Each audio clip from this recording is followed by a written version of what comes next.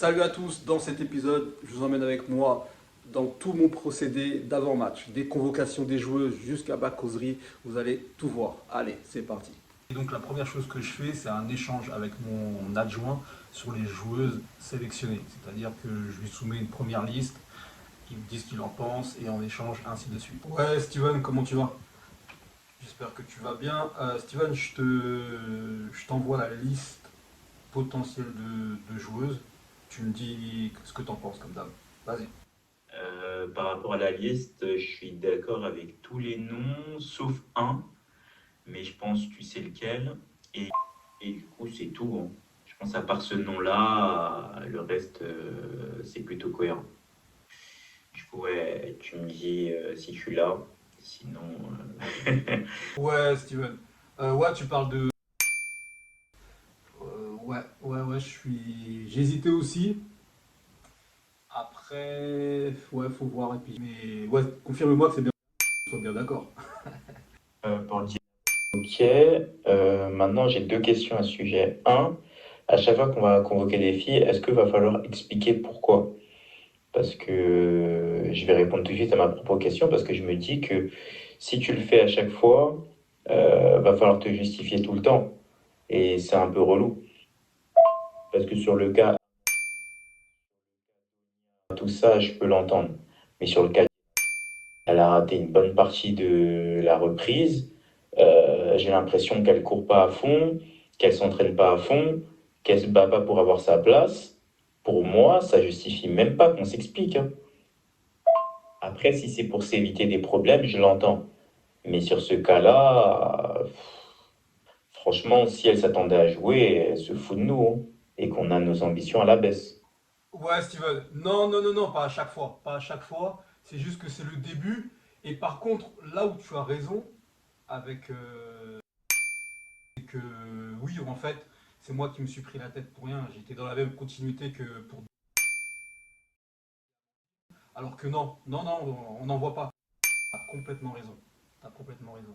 Mais dans le futur, entre guillemets, pour les filles qui sont méritantes, c'est important de le faire. Alors, c'est pas se justifier, c'est juste expliquer, tu vois. C'est ce côté-là, management, il est important. Mais dans ce cas précis, c'est toi qui as complètement raison. On n'est pas obligé de le faire et on ne le fait pas en fait. Voilà pour cette première partie. On s'est mis d'accord sur les joueuses à convoquer, l'heure du rendez-vous, mais également les joueuses non convoquées qui sont à manager. Ça, c'est une partie très importante. Car une équipe, ce n'est pas seulement les 14 qui sont convoquées, mais également celles qui ne jouent pas.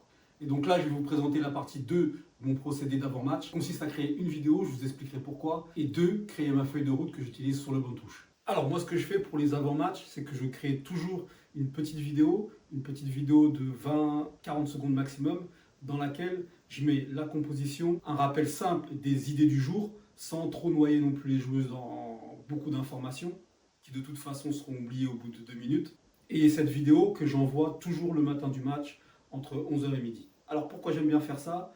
Car le fait que ça soit une vidéo, ça crée déjà beaucoup plus d'impact qu'un simple PowerPoint ou des images. Donc la deuxième, c'est que ça devient un rituel, c'est quelque chose qui est attendu par les joueuses. Et en fait, c'est comme si on créait un cadre et une identité. Et la troisième, c'est que ça prépare le terrain pour mon discours d'avant-match sans forcément avoir besoin de tout répéter. Et pour ça, j'essaie toujours d'être le plus synthétique possible afin d'éviter de trop surcharger les joueuses en termes d'infos et qu'elles gardent en fait leur énergie pour le terrain. Et ce que je fais, c'est que j'utilise toujours des mots plutôt que de longues phrases.